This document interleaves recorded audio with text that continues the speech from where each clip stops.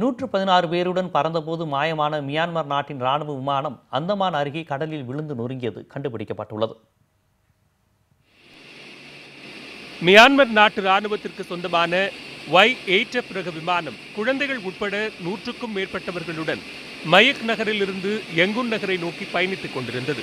விமானம் 2 நகரங்களுக்கு இடையே 18,000 அடி உயரத்தில் பறந்து கொண்டிருந்த போது மதியம் 1:30 அளவில் கட்டுப்பாட்டு அறையினுடனான தகவல் துண்டிக்கப்பட்டது.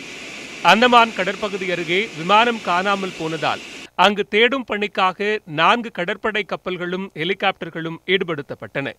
இந்நிலையில் விமானத்தின் பாகங்கள் அந்தமான் கடல் பகுதியில் கண்டெடுக்கப்பட்டுள்ளதாக மியான்மர் நாட்டு ராணுவ அதிகாரிகள் தெரிவித்துள்ளனர். தவை நகருக்கு 136 மைல் தொலைவில் அந்த பாகங்கள் கண்டெடுக்கப்பட்டதாக தெரிவிக்கப்பட்டுள்ளது. தொடர்ந்து கடற்பகுதியில் விமானங்களின் மற்ற பாகங்களையும் கருப்பு பெட்டியையும் தேடும் பணியில் ராணுவ மற்றும் கடற்படையினரும் ஈடுபட்டு வருகின்றனர். விமானத்தின் பாகங்கள் கண்டெடுக்கப்பட்டுள்ள நிலையில் விமானத்தில் பயணம் செய்தவர்களின் நிலை என்ன என்பது கேள்விக்குறியாகியுள்ளது.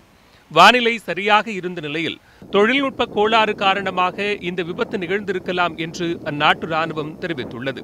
ஆனால் மியான்மர் நாட்டு விமானப்படை மிக மோசமான நிலையில் இருப்பதாகவும் அதனாலேயே இந்த விபத்து நிகழ்ந்திருக்கலாம் என்றும் AFP செய்தி நிறுவனம் தெரிவித்துள்ளது.